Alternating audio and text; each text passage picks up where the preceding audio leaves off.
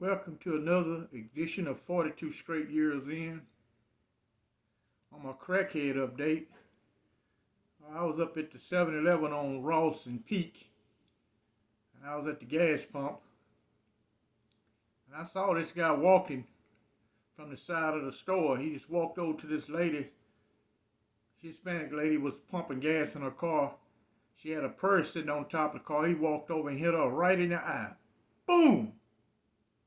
Got the purse just as calmly and walked away. He never ran. He went around the store. I don't know what happened after that. But there's a lot of more people there getting gas. I hear all these people be saying they're intervening. This guy had a jacket on. You don't know if he had a gun. He was too calm. He didn't appear to be worried about the other customers at 7-Eleven. He walked away. Now, the police was there in 5 minutes. Cops was everywhere. So it's evident that he's from East Dallas or he knows somebody because he disappeared because they called a helicopter. And he disappeared. And that lady, she said, my gun was in my purse. Gun don't do it no good. Inside of her purse. He got gun, purse. She said she had a large sum of cash. Well, he got all of that. But no one helped this lady. I hear people say that all the time. If they see this, if they see that. I learned from the school of hard knocks. Mind your own business. It's sad you got to look at something like that, but this is life. You know, in my situation, say if I would have intervened. My old lady was in the car with me. She got a gun permit. Gun is sitting right there on the console. I could have easily reached in that car and got it. With a felony conviction, the cops gonna ask me 9 million questions. Why did you pull the gun on him? Especially if I have to fire at him. Why did you shoot him? Why didn't you call us? We could have handled it. I already know the routine, so you need to get involved. I just looked, kept pumping my gas, and he walked away. This guy never looked back. He just walked just as cool and calm around the side of the 7-Eleven, and he disappeared. That's my crackhead update. Y'all know what it is. Get your shanks out. Let's get ready to ride. I need you to smash that like button up. It don't cost you a dime. Smash them likes up. I need my likes. And follow me over on Patreon. The link is in the description. I got a Wi-Fi booster coming in from Amazon Sunday. And I'm going to see how that'll help my Wi-Fi out. So I can start back putting stuff on Patreon. Alright. This video, we're going to go to the Pulaski unit in Livingston, Texas, the home of Texas Death Row. And the standard procedure at Texas prison unit is each guard who's assigned to a housing unit must shake down 3 cells every shift. It's 2 shifts. So he must do 3 cell searches on his shift before his shift is over with. And had this young guard, he was doing his cell searches for building. And it was almost time for shift change. Man, he really running through them cells. He ain't he young, he really don't care. Cause Pulaski unit was so wild. But this is on A side. And it's laid back on A side. It still got a drummer, but it's not like B side. And each officer assigned to a housing area has a walkie-talkie. That's for his protection. So he can call for backup. So during the course of searching this guy's cell, and it was almost time for him to go home, and he young as hell. He trying to get out of there. It's in mid-August, man. It's so hot in them cells, it's pathetic. Man, it's easily 120 in one of those cells. And he left out of the cell, closed the door. He was almost running trying to get out of that cell block so he could go home. And he left his walkie-talkie inside the cell. So when one of the guys in the cell finally go up, he finds the guard walkie-talkie. Now, he could have used that walkie-talkie for bargaining power if he chose to. He could have easily turned it in to a supervisor and then ask him for something. He would have gave it to him. Because that's a hell of a breach of security, that walkie-talkie. Now, it's charged up. But when the charge go down, inmates do not have the type of charger, even though they got cell phones, they can charge that walkie-talkie up. They mostly leave them charged up overnight for the next shift. And the next day, I took off from work just to go get me a couple games of basketball in. I wanted to do a little hooping. And we was out on the rec yard.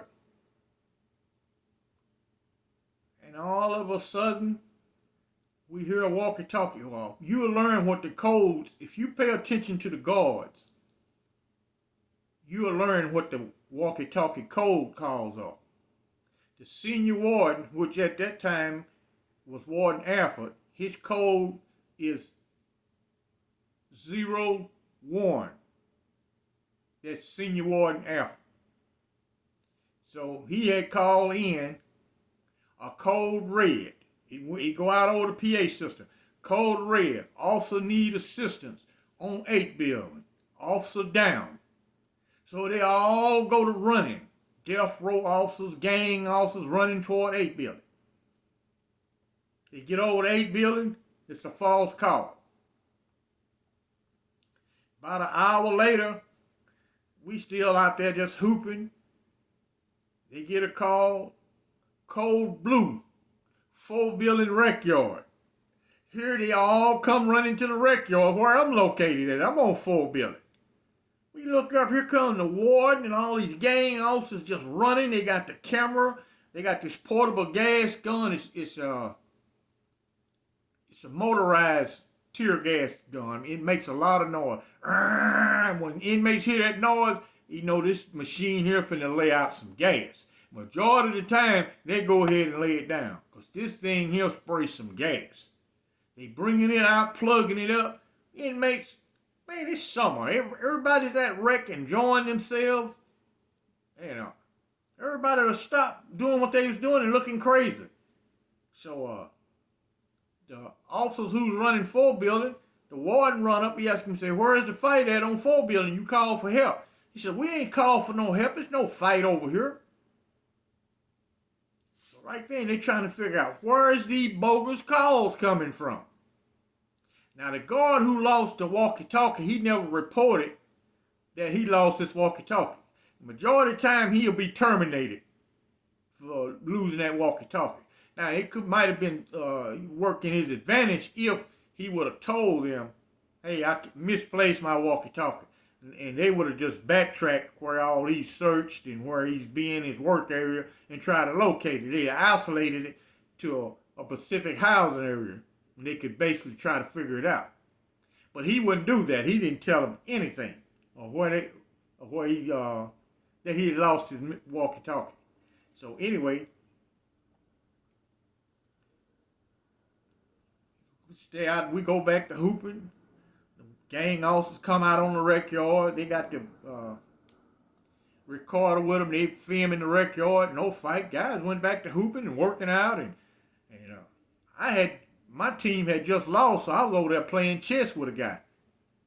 And everybody looking crazy, man. What in the hell is going on out here? So finally the gang officers left. About 30 minutes later, they called a fight on 3 building. We looking at them all running to 3 building. They running like hell to 3 building. Same thing on 3 building. No fight on 3 building. And finally, the young guy who had the walkie-talkie, finally he started talking to the senior warden. He told him, say, hey, you fat, sorry son of a bitch. Man, we need this food improved, man. You're starving us, man. So they come over the PA system. Whatever inmate has that walkie-talkie, just sit it out on the day room table, and we'll come around and pick it up, and that'll be the end of it. So he started cursing the warden out. And just so happened, now this happened in the part that I lived in. Just so happened the count was messed up. And I'm the cause of the count messed up. They got me signed out for death row. I had left death row and went to the rec yard. So they got me on 2 different counts. I'm on death row count. The officer of death row forgot to take me off of the count sheet at death row. And I'm on 4 building count because they got to count the rec yard. So I'm the cause of the count messed up. So they go to the part looking for me. Instead of just coming out on the rec yard, calling my name, I guess from the count room, they call the 4 building and say, check and see if inmate Larry is in the day room or in his cell. So when they go to walking around, they walk up on this fool using the walkie-talkie. So that way they know where it was located at. They came out to the rec yard and called for me, a sergeant.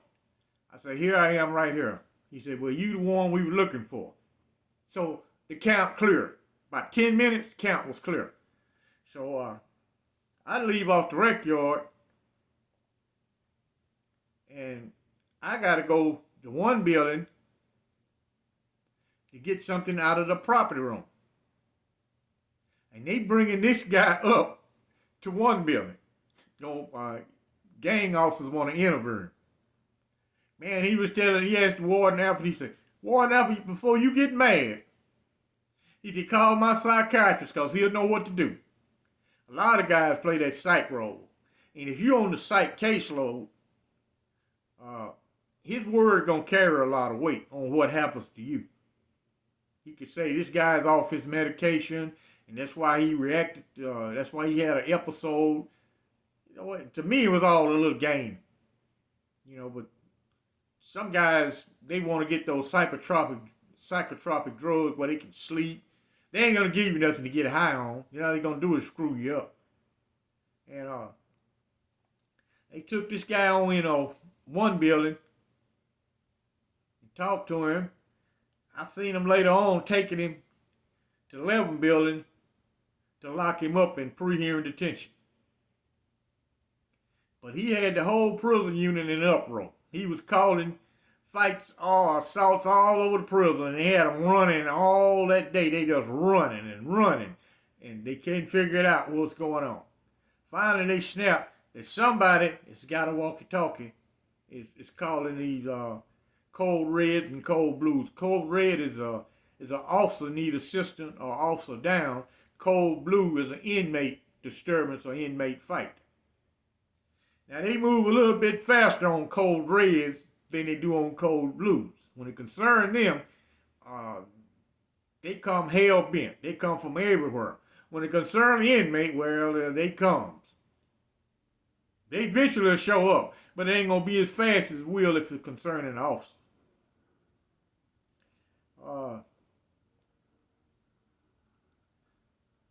Y'all hit that like button. I need you to smash it up. I still got my shank here. You see it, it's ready. See, it's sharp. It cut all the way to the bone. I don't want to have to use it, but I need my likes. Y'all bullshitting. Get them likes up. Y'all like and subscribe. And I thank you for watching.